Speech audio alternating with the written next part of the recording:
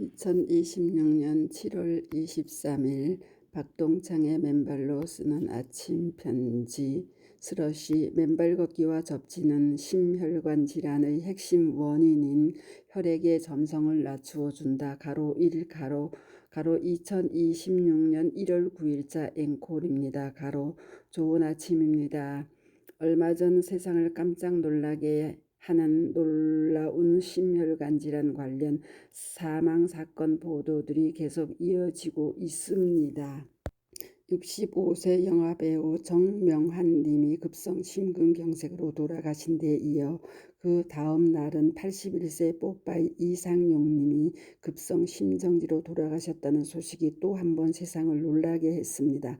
얼마 전에는 삼성 TV를 지난 19년 동안 세계 1위를 이끈 주역 한종희 삼성전자 대표이사 부회장이 63세로 갑자기 별세했다는 소식이 세상을 놀라게 했습니다. 코뿔 쏘라 불리울 만큼 업무 추진에 대한 집념이 강했고 최근 주주총회에 이어 중국의 출장 등 바쁜 일정 끝에 휴식 중 갑작스러운 심장마비가 왔다는 것입니다. 얼마 전 국민 배우 김수미 씨가 하룻밤 사이에 세상을 떠난 직후 이틀 만에 우리 트로트 가수 송대관 씨도 78세의 연세로 심장마비로 갑자기 세상을 떠났습니다.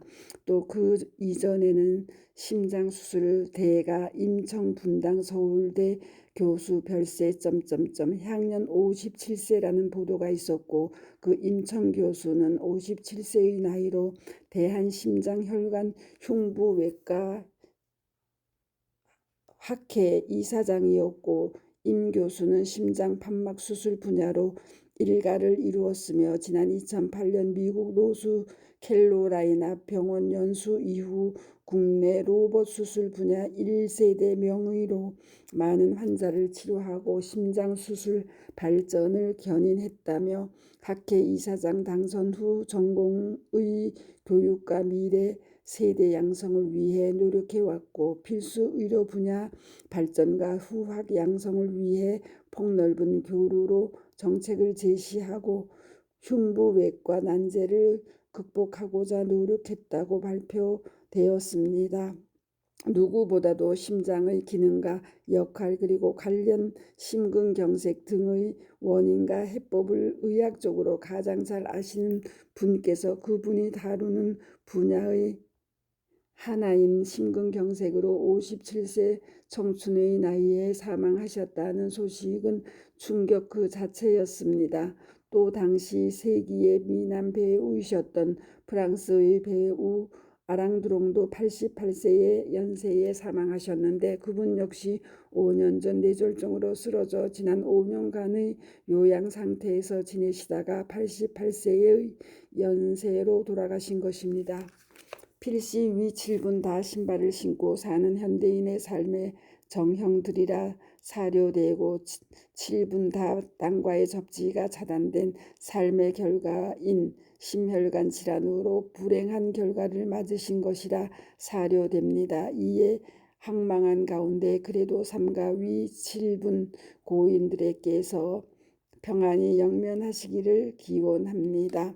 한편 지난해 5월 어느 아침 조계종님 송강사의 최고 어른인 방장 현병 가로 75 가로 스님도 5월 1일 밤 세수 75세로 입적했다는 소식이 언론에 보도되었습니다. 현봉 스님은 4월 30일 오전 뇌출혈로 의식을 잃은 상태로 발견돼 병원으로 옮겼었으나 끝내 회복하지 못한 것으로 알려졌다는 안타까운 소식입니다. 1949년 경남 사천 출신인 현봉 스님은 출가 초기엔 선농 일치의 송강사 전통에 따라 주경야선, 낮엔 농사 짓고 밤에 참선했다 하십니다. 당연히 깨끗한 사찰 음식에 항상 참선하시는 건강한 생활을 하셨음에도 75세의 이른 연세에 뇌출혈로 돌아가신 것입니다. 이에 언론에 보도된 현봉 스님의 사진을 보았더니 하나같이 검은 고무신을 신으시거나 고무 바닥을 댄 털신을 신고 다니시는 모습이 눈에 들어왔습니다. 평생을 땅과의 접지가 차단된 삶을 사시면서 혈액이 끈적끈적해지시고 결국 혈전이 생기며 뇌출혈의 원인이 되었고 이렇게 안타깝게 세상을 떠나시게 된 것이라 믿어집니다. 몇 해 전 프랑스 플럼 빌리지에서 활동하시며 세계 3대 살아있는 부처의 하나로 알려졌던 틱 나칸 스님 역시 87세의 연세에 뇌출혈로 쓰러지셔서 고향인 베트남으로 돌아가셔서 8년을 고생하시다가 95세에 입적하신 일도 그러합니다. 이에 위와 같은 아까운 죽음이나 질병의 고통을 최대한 방지하고 예방하기 위해서는 더 많은 사람들이 맨발로 걸어야 하는 바, 그를 위해 이번에는 심혈관 질환의 원인과 이유를 살펴보도록 하겠습니다. 얼마 전 우리의 월드스타 고 강수연 배우의 뇌출혈 심정지에 따른 급작스러운 죽음에 이어 가수 현미씨까지 하룻밤새 급작스럽게 죽음을 맞아 우리 모두가 애도하고 안타까워했지만 저희 카페에 코니강이라는 회원님이 부정맥의 효험을 보신 분이 계시냐고 문의하신 적이 있었어요. 당시 한나님이 카페에 부정맥으로 입원했는데 신부전 부정맥이라고 약을 3가지 평생 복용하랍니다. 고 걱정하셨음도 그러하시고요. 이에 오늘 아침 편지는 맨발 걷기와 접지가 그러한 심혈관 질환을 예방한다는 사실이 2013년도 스티븐 시나트라 박사 등의 임상 논문으로 확인되어 있기에 이번 기회에 동논문을 번역, 저의 견해를 덧붙여 여러분들께 그 참된 뜻과 의미를 2회에 걸쳐 전해드리고자 합니다. 심혈관 질환 가로 CVD 가로는 전 세계적으로 제일 큰 사망 원인입니다. 2020년 10월호 미국 심장의학회 저널에 의하면 전 세계 심혈관 질환자는 1990년의 2억 7,100만 명에서 2019년에는 5억 2,300만 명으로 2배 가까이 늘었다 합니다. 심혈관 질환 사망 수는 1990년의 1,210만 명에서 2019년에는 1,860만 명으로 증가했고요.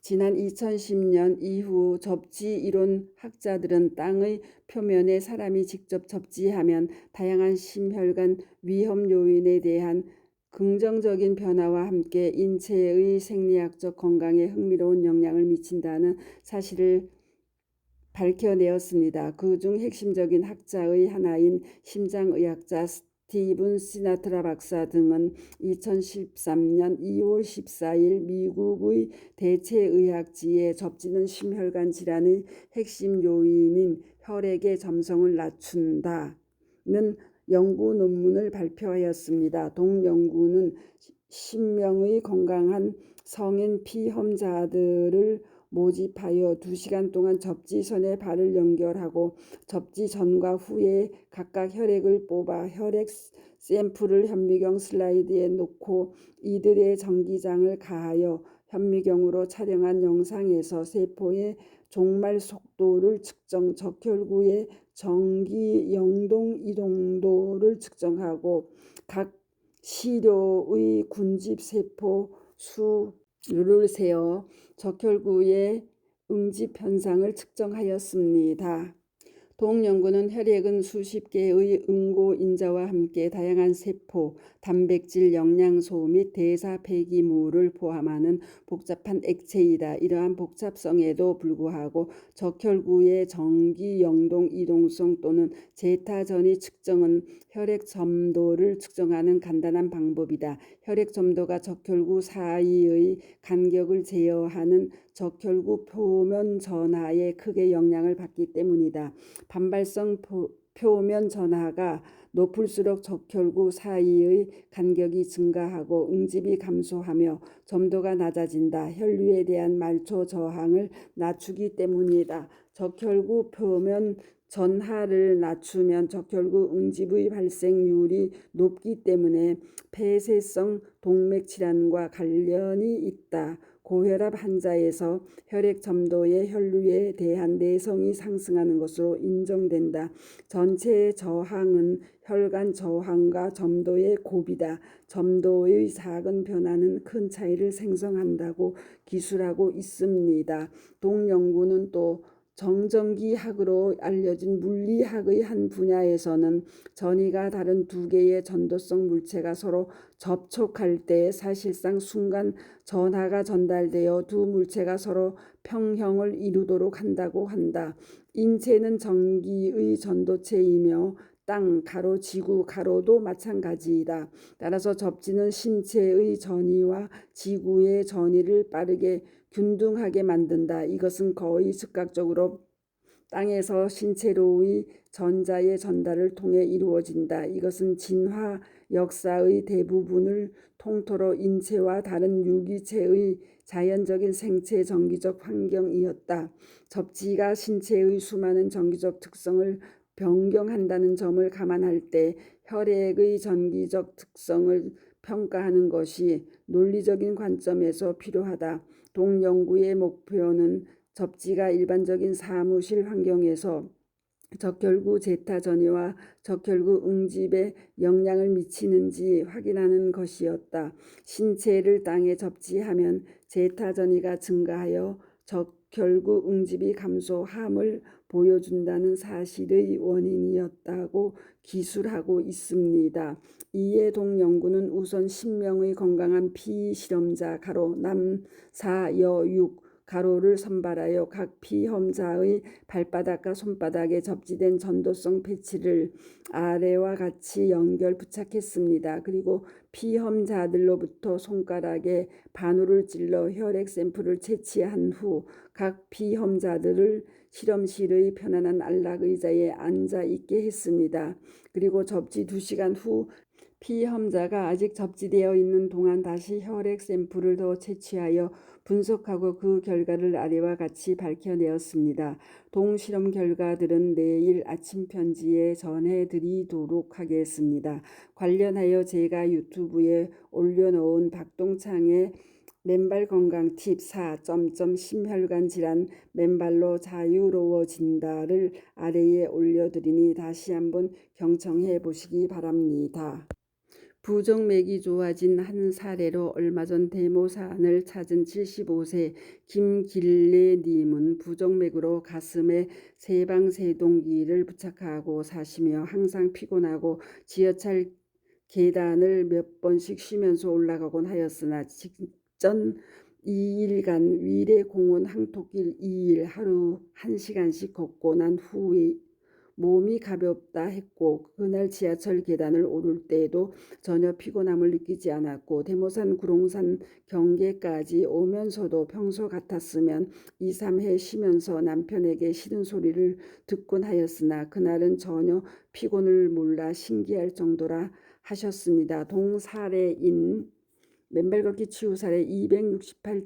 부정맥으로 인공심방 박동기를 찬 부인과 극심한 비염 남편의 2일간 새로 개장 위례공원 황토길 신박한 맨발 체험 내 스러시 조길래 고성곤 75세 부부를 아래에 올려드리니 경청해 보시기 바랍니다.